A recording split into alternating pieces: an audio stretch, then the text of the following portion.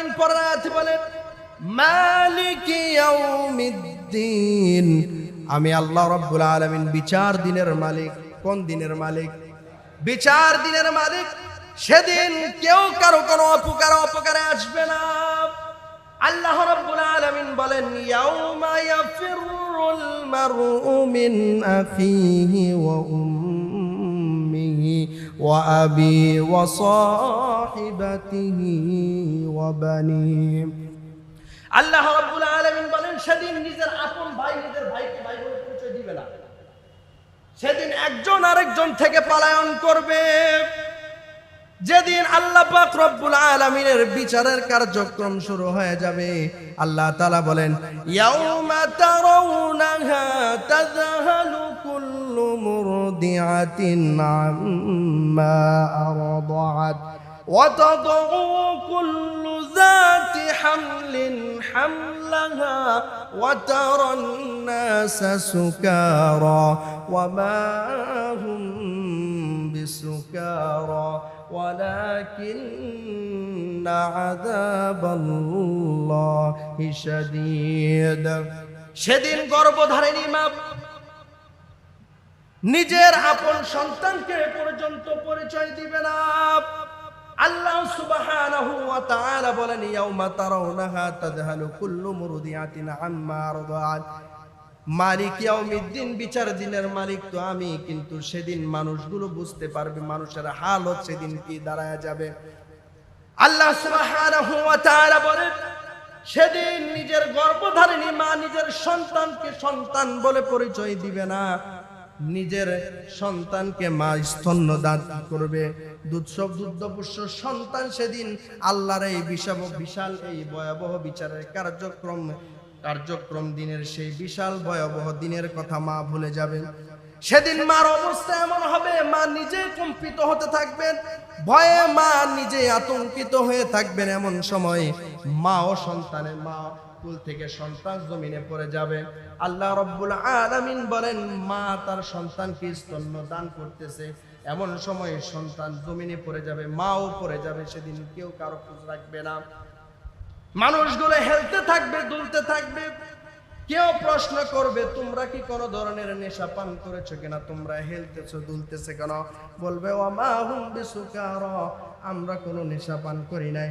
ওয়ালাকিন্না আযাবাল্লাহি শাদীদ, এটা হলো সেই আযাবের কথা যে আযাবের কথা আল্লাহ কোরআনে ঘোষণা করেছেন। আজকে হলো সেই আযাবের দিন, সেই বিচার দিন আজকে, যেই দিনের কথা আল্লাহ কোরআনে উল্লেখ করেছেন। এই জন্য ভাইরা আমার, সেদিন নিজের আমল নামার হিসাব নিজের দিতে হবে। নিজের আমল নামা নিজ হাতে নিজেই পাবেন। সেদিনের বিচারের কার্যক্রম সেদিন বড় কঠিন হবে।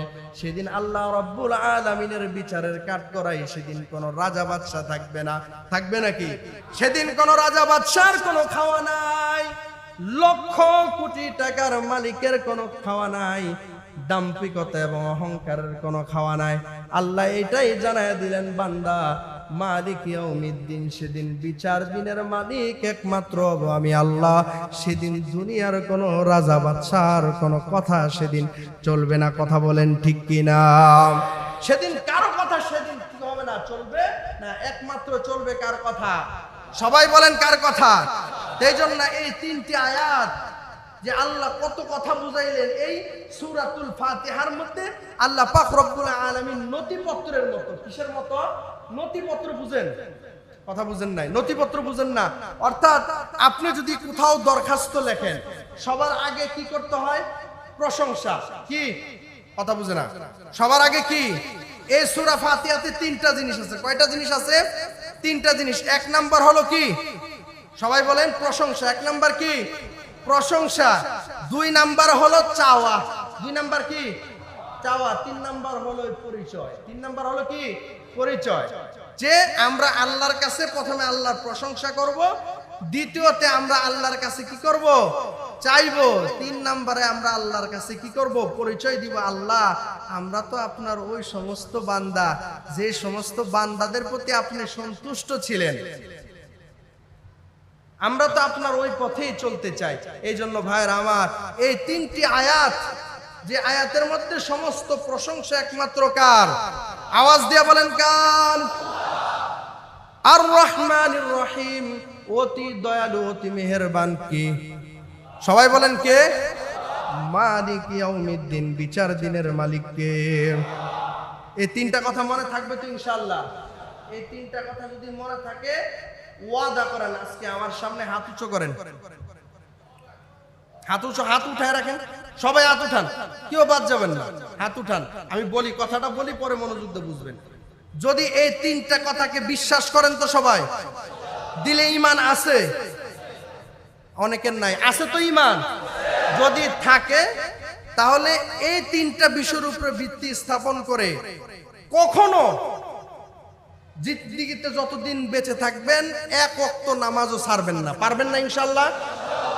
এক ওয়াক্ত নামাজও কাজা করবেন না, পারবেন না ইনশাআল্লাহ? হাত নামান। এই নামাজের ওয়াদা। আগামী জুমায় এটার ব্যাপারে জিজ্ঞেস করব যে কারা কারা 5 ওয়াক্ত নামাজ ঠিকঠাক পড়ছে। যারা পড়ছে হাত তুলবেন, যারা পড়েন না হাত তুলবেন না। কারণ খতিব সাহেব না দেখলেও দেখেন কে? কথা বলেন, দেখেন কে? আর এই নামাজের পাশাপাশি সকলে আরেকটা জিনিস চালু করবেন, সালাম। কি? সবাই বলেন কি? হাদিস শুনাই দিই একটা মুক্তাসার। নবী করিম সাল্লাল্লাহু আলাইহি ওয়াসাল্লাম বলেন, আফসুস সালাম ওয়া আতাইমুত তাআম, মানুষকে বেশি বেশি সালাম দাও আর বেশি বেশি খাওয়াও। সুবহানাল্লাহ কইতে ইচ্ছে করলো না?